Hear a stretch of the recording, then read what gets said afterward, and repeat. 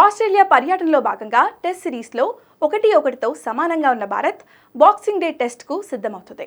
ఏటా December 25న Christmas పండుగను జరుపుకుంటారు. ఆ తర్వాతి రోజు మొదలయ్యే టెస్ట్ను బాక్సింగ్ డే టెస్టు అంటారు. బాక్సింగ్ డే గురించి చాలా కథలు ఉన్నాయి.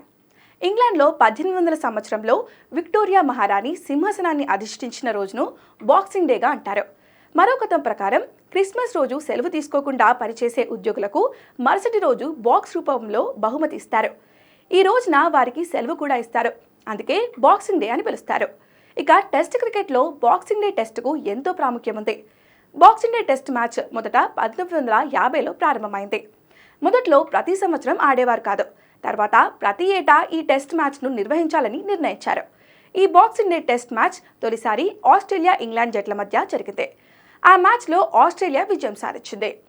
ఇక భారత్ విషయానికి వస్తే భారత జట్టు 1985లో తొలిసారి బాక్సింగ్ డే టెస్టు ఆడింది.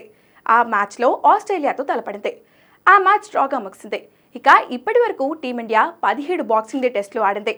అందులో 4 మాత్రమే గెలుపు పొందింది. 11 టెస్టు మ్యాచ్ల్లో ఓటమి పాలైంది. 2 టెస్టులు డ్రాగా ముగిశాయి.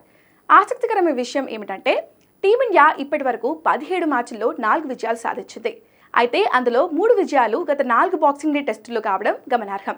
2021లో సౌత్ ఆఫ్రికాను ఓడించిన భారత్ 2020, 2018 బాక్సింగ్ డే టెస్టుల్లో ఆస్ట్రేలియాను కంగు తనిపించింది.